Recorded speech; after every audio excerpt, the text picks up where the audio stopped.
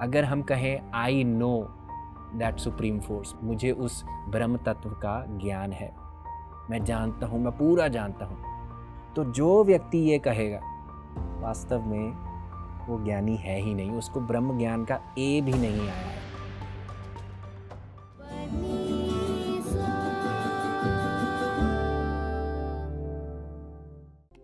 नमस्कार हितेश जी। नमस्कार। मेरा नाम अमूल्या है और ये जो कहानी है याज्ञवल्क्य और गार्गी की मुझे बहुत अच्छी लगी, क्योंकि जिस चीज़ की बात कर रहे हैं प्रतिस्पर्धा, कंपटीशन, ये हम हर जगह देखते हैं। क्योंकि कंपटीशन एक तो खुद से है, क्योंकि हम अपने आप को गुड इनफ नहीं फील करते हैं, और आसपास जहाँ पर भी हम जिस भी क्षेत्र में है कंपटीशन तो होता ही है। तो अगर मैं कॉन्टेक्स्ट दूँ एक कॉर्पोरेट स्पेस में, कि हम जुड़ते हैं एग्जाम्पल एक सैलरी में, हम जिस उद्देश्य से जुड़े थे सीखने के लिए जी। हम थोड़े समय बाद उसको भूलकर आसपास में क्या हो रहा है, उसको कितना हो रहा है, इसको कितना मिल रहा है, ये हम इसी डिस्कशन में चले जाते हैं जी। और जिस उद्देश्य से हम आए थे वो हम भूल जाते हैं। जैसे इवन अगर हम देखें कि ऋषि जो आए थे वो अपना ज्ञान साझा करने, समाज का उद्धार करने के लिए आए थे जी। लेकिन जब एक कंपटीशन, एक बंदा जुड़ा उनको चैलेंज करने के लिए, उद्देश्य भूलकर जिस चीज़ के लिए वो जाने जाते हैं उसको भूलकर वो प्रतिस्पर्धा में आ गए। जी। तो हम इस कंपटीशन से कैसे, क्या ये ऐसा ही होगा कि क्या ज्ञान से हम इससे बाहर आ सकते हैं? तो देखिए, अगर हम कंपटीशन, प्रतिस्पर्धा की एज सच हमारी लाइफ के अंदर बात करें तो हम बहुत बार जीवन को भी प्रतिस्पर्धा मानते हैं। जो व्यक्ति आज सोया, कल सुबह उठा, उसे लगा कि मैंने मृत्यु का जो कंपटीशन है वो जीत लिया। आज मेरी प्लेट पर खाना है, तो यानी कि जो भूख या किसी भी प्रकार का और का कंपटीशन है वो मैंने जीत लिया।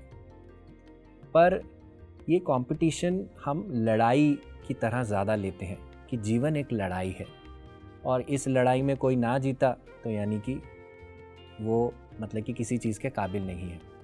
देखिए, इस चीज़ पे बात करने से पहले हमें ये देखना होगा कि ऐसे हम क्यों बन जाते हैं। क्योंकि हर व्यक्ति बाहर की तरफ, एक्सटर्नल वैलिडेशन की तरफ देख रहा है कि आज अगर कोई मुझे अच्छा कहेगा तो मुझे अच्छा लगेगा, अगर किसी ने बुरा कह दिया तो मुझे बुरा लगेगा। 100 में से अगर 90 मुझे अच्छा कहेंगे, 10 बुरा भी कहेंगे, तब भी मेरा आत्मविश्वास जो है वो डगमगाएगा। क्यों? क्योंकि एक्सटर्नल वैलिडेशन की हमें आदत पड़ी हुई है। और ये आदत कहाँ पड़नी शुरू हुई? हमारे बचपन से। क्योंकि जब हम बच्चे थे, जो सोसाइटी का प्रेशर था, पहले तो सोसाइटी, मम्मी पापा हमें सब एक दूसरे बच्चे से कंपेयर करते हैं कि पड़ोसी का बच्चा ऐसा है, तुम ऐसे हो। तो कंपैरिजन हमारी रग रग में बस जाता है। हमें लगता है कि मैं अच्छा तभी हूँ जब मैं किसी से बेहतर हूँ, और यही फिर आगे चल के हमारे जीवन में और दिशाओं में निकलता है। तो देखिए, सबसे पहले अगर हम इस कंपटीशन से उबरना चाहते हैं तो पहले एक्सटर्नल वैलिडेशन से ज़्यादा इंटरनल वैलिडेशन देना सीखना होगा। और वो क्या है कि मैं जो हूँ, मैं संपन्न हूँ, संपूर्ण हूँ, कंप्लीट हूँ। जब तक हम इस स्टेट से नहीं आएंगे तब तक जो भी हम करेंगे उसमें हमें हमेशा एक इनकम्प्लीशन का भाव रहेगा और दूसरों से उसकी वाहवाही चाहिए होगी और क्रिटिसिज्म बिल्कुल भी नहीं चाहिए होगा। टर्म्स एंड कंडीशंस जो कहते हैं ना कि शर्तों पर चलेगा सब कुछ। तो अगर हम इस चीज़ से उभरना चाहते हैं तो अपने आप को वैलिडेट करना सीखना। और मैं क्यों कह रहा हूँ कि हम संपन्न, संपूर्ण हैं? क्योंकि हमारे वेद एक मंत्र बोलते हैं, वो कहते हैं, एक शांति पाठ है, पूर्णमद पूर्णमिदम पूर्णात् पूर्णमुदच्यते पूर्णस्य पूर्णमादाय पूर्णमेवावशिष्यते। पूर्ण यानी कि कंप्लीट। और कहा जा रहा है कि यहाँ भी पूर्ण है, वहाँ भी पूर्ण है, यानी कि मैं भी कंप्लीट, आप भी कंप्लीट।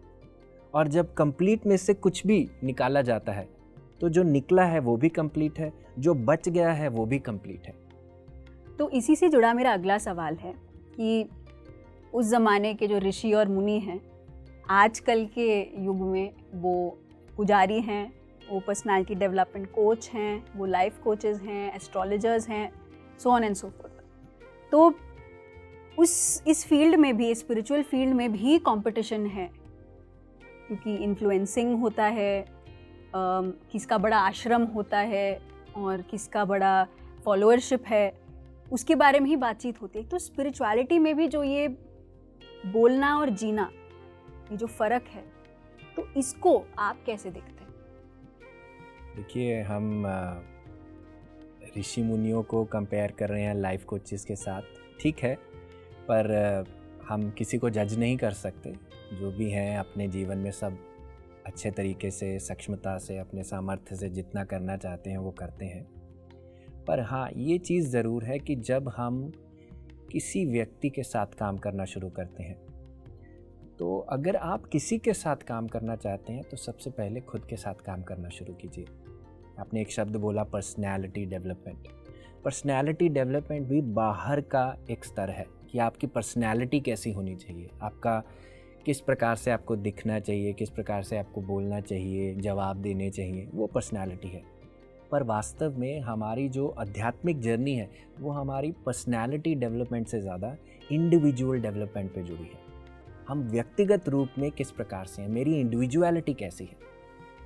अब पर्सनैलिटी में क्या है, मैंने एक किसी को मापदंड सेट कर दिया कि चलो अभी फॉर एग्जांपल कोई व्यक्ति एक्टर बनना चाहता है, उसके लिए मापदंड हो गया शाहरुख खान। तो शाहरुख खान जैसी पर्सनैलिटी जैसा हमें बनना है। पर जब हम इंडिविजुअलिटी की बात करते हैं, हमें अपनी खुशबू का ध्यान रखते हुए जो बनना है वो बनना है, ऑथेंटिसिटी। तो सबसे पहले दूसरों के साथ काम करना है तो सबसे पहले खुद पे काम करना शुरू करें। जब खुद की इंडिविजुअलिटी को जान लिया तो दूसरों की इंडिविजुअलिटी को निखारने में कुछ करना नहीं पड़ेगा हमें। मैं कहूँ कि लाइफ कोचेस को बहुत काम करना पड़ता है या किसी को भी, कोई काम कर ही नहीं सकता। वास्तव में अगर आप पूर्ण तत्व से जुड़े हुए हैं तो उस पूर्ण तत्व की प्रेरणा आपसे बहेगी और जिसके लिए काम करना है वो करेगी। ऑन कैमरा और ऑफ कैमरा एक ही जैसे जीना, एक ही जैसे जीना, ऑथेंटिसिटी, जो मेरा सच है। आप आजकल के ज़माने में देखिए, अब देखिए जीवन कितना बदल रहा है आजकल। Same sex marriages, LGBT community, जो व्यक्ति का उसका अपना व्यक्तिगत सच है उसे अपना रहा है। जब हम अपने सत्य को बोल पाएं निडरता से, तो वो सबसे पहला पड़ाव है अपनी आध्यात्मिक जर्नी का और खुद को जानने का। यही था गार्गी में, यही गार्गी में था, क्योंकि वो अपने सत्य को बोलते हुए घबराई नहीं और उसका जो उद्देश्य वो यही नहीं था कि मैं इस प्रतिस्पर्धा को जीतूं। उसका उद्देश्य था कि जो ज्ञान निकल के आए, क्योंकि वो भी एक क्यूरियोसिटी के भाव से क्वेश्चन, आप देखिए उसके क्वेश्चन कैसे हमें धीरे धीरे डीप में लेकर जा रहे थे, ड्राइव कर रहे थे। तो कहीं ना कहीं उसके प्रश्नों से भी हमें पता चलता है कि वो खुद भी हर प्रश्न के साथ धीरे धीरे अपने अंदर उतर रही थी। और यही अंदर उतरना उसकी निडरता की निशानी है और उसके ब्रह्म तत्व की निशानी है कि वो उससे जुड़ी हुई है। गार्गी ने तो एक्सेप्ट किया, वो सीखने के इस मोड में थी, तो उन्होंने जो भी आसपास में हुआ उसको और जानने के लिए प्रश्न पूछे। लेकिन इसमें एक ये भी बात आती है जो अक्सर होता है कि मुझे पता है, हम दूसरों के सामने एक्सेप्ट नहीं करना चाहते कि I don't know, may be उसका डेप्थ मुझे नहीं पता है। तो ये जो आई नो का जो सिंड्रोम है, इससे हम बाहर कैसे आएँ? क्योंकि जहाँ देखें वहाँ पे सभी लोग अगर सब कुछ जानते तो फिर क्या होता? तो इससे बाहर कैसे आए? देखिए, जब आई नो सिंड्रोम की बात होती है और कहें कि मुझे सब पता है, वास्तव में ये हमारे खोखलेपन को दर्शाता है। क्योंकि आपने कहा कि दूसरों को दिखाने के लिए कि मुझे पता है, तो बात वहीं आ गई। अगर हम दूसरों को दिखाने के लिए सब कुछ कर रहे हैं तो यानी कि हम उनकी एक्सेप्टेंस, उनकी वाहवाही लूटने के लिए काम कर रहे हैं। तो एक्सटर्नल वैलिडेशन, अपने भीतर खुद की इनसिक्योरिटीज़ को छुपा रहे हैं। जो अपना खुद के साथ रिश्ता है वो कहीं ना कहीं ख़राब है। तो इसीलिए जो व्यक्ति बाहर बनने का प्रयास करता है, वास्तव में वो अंदर है ही नहीं। इसीलिए वो बनने का, दिखाने का प्रयास करता है। कहते हैं ना कि जो व्यक्ति अपने आप को परफेक्ट दिखाने की कोशिश करते हैं, यानी कि वो अंदर इम्परफेक्ट है। जो बाहर सुपीरियर बनने का प्रयास करते हैं, वो अपने अंदर कहीं ना कहीं इन्फीरियर फील करते हैं, इसीलिए उस चीज़ को दिखाने का प्रयास करते हैं। तो ठीक इसी प्रकार से ही कि देखिए, जान जाइए, अगर हम आई नो कहते हैं तो वास्तव में आई डोंट नो है अंदर। अगर हम कहें I know that supreme force, मुझे उस ब्रह्म तत्व का ज्ञान है, मैं जानता हूँ, मैं पूरा जानता हूँ, तो जो व्यक्ति ये कहेगा वास्तव में वो ज्ञानी है ही नहीं, उसको ब्रह्म ज्ञान का ए भी नहीं आया है, इसीलिए वो उस चीज़ को कर रहा है। तो ज्ञान, इसीलिए ज्ञान की परिभाषा कभी भी, सत्य की कभी भी परिभाषा नहीं डाली जा सकती कि मैं किताब में पढ़ूं, उसको याद कर लूं और मुझे सत्य आ गया। नहीं, सत्य तो अनुभव करने की बात है, और जो व्यक्ति इसे अनुभव करेगा वो खुद ब खुद अपने आई नो की जो ईगो है उसको वो ड्रॉप करके ही उस तरफ पहुंचेगा। मैं ना याज्ञवल्क्य से बहुत रेजोनेट करती हूँ, क्योंकि मैं खुद में सेल्फ कॉन्फिडेंट हूँ, मैं खुद को जानने के प्रयास में हूँ। लेकिन जैसे याज्ञवल्क्य की भी सेम कहानी है, वो जा रहे थे, उन्होंने कहा कि मैं लेके जाऊंगा गायों को, तो दूसरी तरफ से एक प्रश्न आता है, कैसे, तुम कैसे लेके जा सकते हो, प्रूव योरसेल्फ। तो आसपास के वातावरण हमें अपने आप को दिखाने के अनेक अवसर आते हैं, तो कैसे हम टाइम टू टाइम सेंटर्ड रहें, क्योंकि आप जिस चीज़ की बात करते हैं अवेयरनेस, जागरूकता, वो क्षण क्षण होनी चाहिए। तो कैसे हम परिस्थितियों में सेंटर्ड रहें, स्थिर रहें। तो हमारे जीवन में हम कह सकते हैं कि मुख्यतः दो तरह की सिचुएशंस आती हैं। जैसे एक तो होती है डू एंड डाई सिचुएशन, कि आपको अभी ही निर्णय लेना होगा। ये डिसीजन जो होते हैं थोड़े इंस्टिंक्चुअल होते हैं, हमारे यहाँ पर में इंस्टिंक्ट्स पे बेस्ड होते हैं हमारे, और इसके लिए आप वेट नहीं कर सकते, इंतज़ार नहीं कर सकते, है ना। तो अगर आप किसी को कोई छत से कूदता हुआ देखेंगे, आप जाके उसको बचाने का प्रयास करेंगे। आप ये नहीं सोचेंगे कि मैं बैठूं सोचूं, तब तक वो नीचे गिर जाएगा। तो पर जीवन हमारा सारा इंस्टिंक्चुअल बेसिस पे नहीं होता, डू एंड डाई सिचुएशन नहीं होती।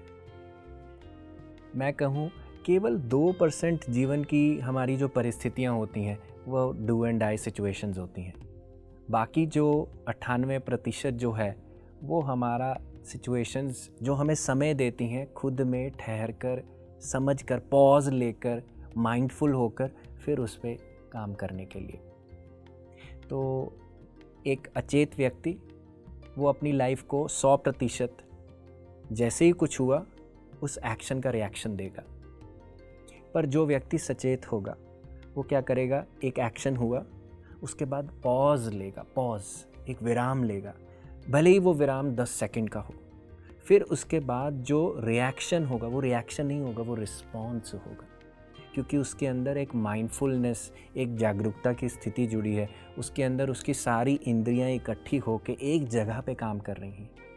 नहीं तो क्या हुआ, आज मुझे किसी ने कहा, मैं आवेश में आके फटाफट कुछ ना कुछ कह दूंगा। आप देखिए कितनी सारी कहानियाँ हमने सुनी हैं, महाभारत, रामायण, हर चीज़ जहाँ पे उबड़ खाबड़ हुई है वो है आवेश की सिचुएशंस, कि किसी ने आवेश में आके कुछ कहा, ऋषियों ने श्राप दिए आवेश में, हर चीज़ हुई आवेश में, आवेश में आकर चीज़ें बिगड़ जाती हैं और उसके कॉन्सिक्वेंसेस भी हैं। तो इसीलिए लाइफ ज़रूरी नहीं है ये आवेश की सिचुएशंस हो, लड़ाई की सिचुएशंस हो, हमें रुक कर, ठहर कर, और यही पॉज लेना हमें सेंटर्ड करता है, अपने अंदर अपने आप को स्थापित करता है। तो ये कैसे बनेगा, सबसे पहले तो मैं कहूँगा इसको एक फॉर्मल सिस्टम में सीखिए। फॉर्मल सिस्टम क्या होता है, जैसे अब कोई व्यक्ति किसी कॉर्पोरेट वर्ल्ड में जाके एक्सेल शीट पे काम करेगा, पहले वो जाके स्कूल में एक्सेल बनानी सीखेगा। ठीक उसी प्रकार से आप एक फॉर्मल सिस्टम में मेडिटेट करना सीखिए, अपने अंदर थम कर रुकना सीखिए, क्योंकि अगर उसका स्वाद नहीं पता चलेगा तो हम अपनी एक नॉर्मल लाइफ में उसको कैसे लेकर जाएंगे। जैसे जैसे वो चीज़ हमें समझ आएगी, वो ठहराव समझ आएगा, तब हमारे जीवन में भी वो ठहराव लाने के लिए हम प्रेरित होंगे। हमें समझ आएगा कि अगर किसी ने कोई प्रश्न किया, कुछ कहा, मेरे को ज़रूरी नहीं है मैं अपनी वाचाल वृत्ति से या जो मुझे कहना है मैं तितर बितर करके बोल दूँ। ये भी नहीं देखूँ मेरे शब्द क्या हैं, दूसरे को क्या लगेगा, कैसा लगेगा, कुछ नहीं। पर अगर मैं अपने अंदर थम कर देखूँ, रुकूँ, सेंटर हूँ और फिर अपना सत्य बोलूँ। देखिए, हम कहते हैं कि मैं ये नहीं करूँगा, कहने के 2 तरीके हैं। मैं ये बिल्कुल नहीं करूँगा, तुम्हें जो करना है कर लो। मुझे लगता है, या दूसरा तरीका है, मुझे लगता है मैं इसको करने के लिए तैयार नहीं हूँ, या ये मेरे अनुसार नहीं है जो मुझे लगता है। दोनों तरीके अलग हैं क्योंकि भावनाएं अलग हैं। एक के अंदर हमारा एग्रेशन है क्योंकि हम अपने कि हमें होड़ लगी हुई है, मैं उसको उत्तर दे दूँ फटाफट। दूसरे के अंदर हमारा सेंटर्ड भाव है। हम सेंटर्ड हैं, अपने अंदर रुक कर, देख कर, अपने शब्दों को माप तोल कर किस प्रकार से, और दूसरे की भी करुणा का ध्यान रख रहे हैं कि उसको किस प्रकार से मुझे एक आसान तरीके से उसको बताना है। मैंने अपना सत्य भी बोला और सेंटर्ड स्पेस से बोला। बाकी अंत में है प्रयास। देखिए, ये टेक्निक हो गया, पर प्रयास प्रयास प्रयास। चपाती कभी भी पहली बार गोल नहीं बनती। जब हम बार बार प्रयास करते हैं तब होती है। वो कबीर जी कहते हैं कि करत करत अभ्यास के जड़मति होत सुजान, रसरी आवत जावत है पत्थर पर पड़त निशान। कि अगर एक पत्थर भी है, उस पर अगर रस्सी बार बार अभ्यास कर रही है ऊपर नीचे होने का, तो उसका भी छाप वहाँ पे उस पत्थर पे छूट जाएगा। हमारा ये पत्थर मन जिसे कह लें, उस पे जिस पे जो पुराने संस्कार बने हुए हैं, जो हमें बताता है कि जीवन एक लड़ाई है, एक कंपटीशन है, इसको लड़के ही तुम जीतोगे, अगर जीतोगे नहीं तो तुम कुछ हो ही नहीं। पर अगर मैं उस पे नया संस्कार चलाऊं, कोई हार जीत बार है ही नहीं। There is no fight outside. सारी फाइट कहाँ है? अपने अंदर के राक्षसों से, अपने अंदर के जो असुर बैठे हैं, राक्षस बैठे हैं, उनके साथ है। तो जब मैं अपने संस्कार को बदलूंगा, एक नई सोच बनाऊंगा, वो सोच भी मेरे इस पत्थर दिमाग पर एक नई छाप छोड़ेगी।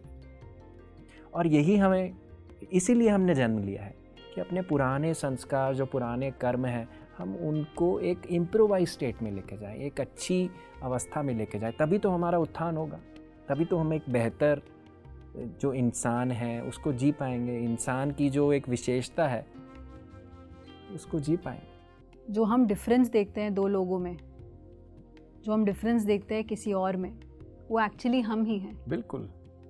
दूसरे क्या करते हैं ये हमारा काम है ही नहीं। Non interference. भले ही वो मेरा सबसे जिगरी, मेरी वाइफ क्यों ना हो, मेरा हस्बैंड हो या मेरे मम्मी पापा हो, हम अपना सत्य व्यक्त कर सकते हैं। हमें ये अनुमति है कि हम किसी चीज़ को हाँ या ना कहें, पर इससे ज़्यादा नहीं। आप कुछ नहीं करना चाहते, यू कैन डिसएग्री, पर किस मंशा से करते हैं, किस फीलिंग से करते हैं, सेंटर्ड स्पेस है या एंग्री स्पेस है, वो हमारा अपने हक में है। तो चलिए अमूल्या, अब हम थोड़ा ध्यान करते हैं। तो इंटरव्यू एपिसोड्स में हम जब ध्यान करते हैं, हम एक उस परम तत्व के एक स्वरूप पर ध्यान करते हैं, क्योंकि याज्ञवल्क्य और गार्गी की कहानी उस परिचय देती है उस अक्षर का, तो जो नष्ट नहीं होता, जो अविनाशी है। तो आज हम इस पर ध्यान करेंगे। तो आप भी बैठिए, अपने पाँव लॉक कर लीजिए, उंगलियों में उंगलियां डाल लीजिए और आंखें बंद कर लीजिए। एक गहरी सांस ले सकते हैं नाक के द्वारा लेकर, एक क्षण मात्र के लिए अपने भीतर रोककर मुंह से बाहर जाने दीजिए।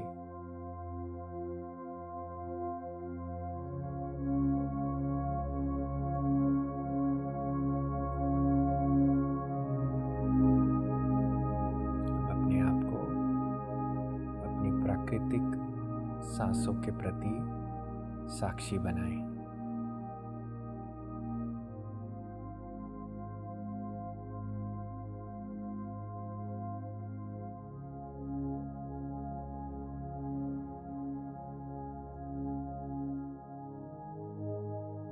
या किसी भी विचार को जज ना करें, उसका आंकलन ना करें, उनसे बात ना करें। केवल अपनी आती जाती सांस, उनके बीच में एक अल्प विराम, उसके साक्षी बने।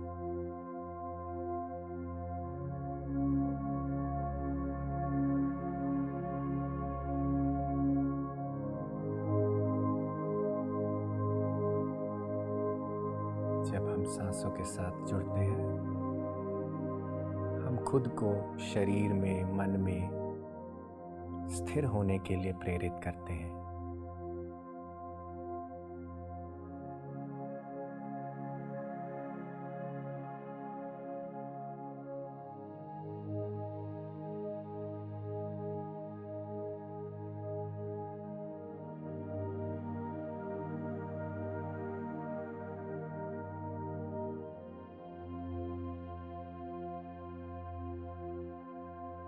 इस स्थिरता में खुद के भीतर यह प्रश्न करें कि मेरे भीतर क्या है जो अक्षर है, जो कभी नष्ट नहीं होता।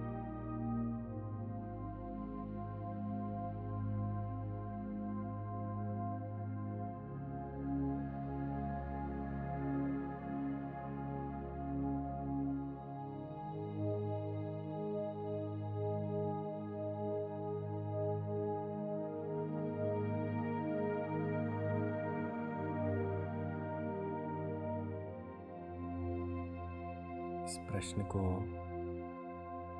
पूछने से भीतर जो भी अनुभव हो रहा हो उसके साक्षी बने।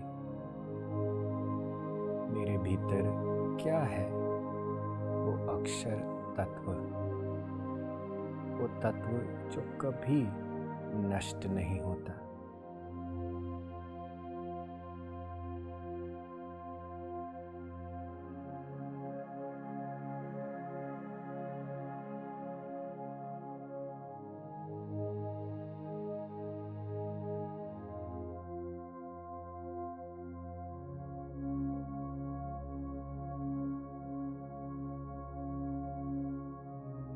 आखिरी 1 मिनट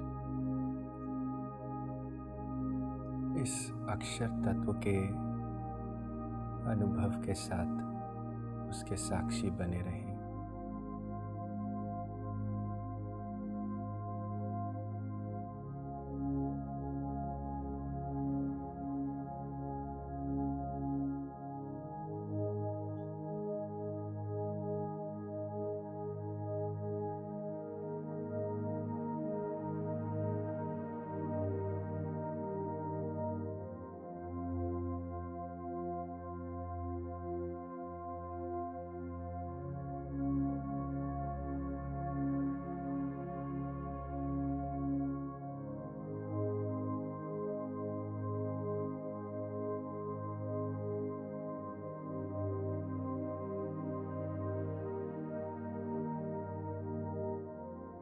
आखिरी 10 सेकंड।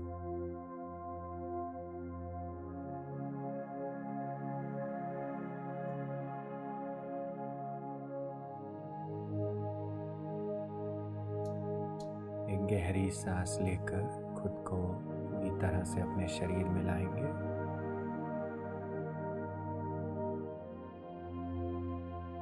धीरे धीरे अपनी हाथों की हथेलियों को खोलकर अपनी आंखों पर रखेंगे 5 सेकंड के लिए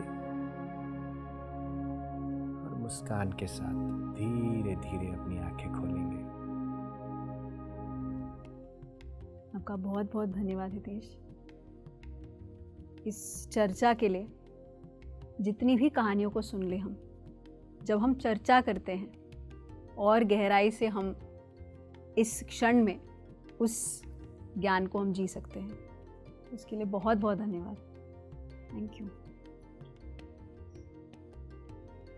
आत्माएं वेदम सर्वम, यह सब आत्मा ही है। हिंदी बदले जीवन।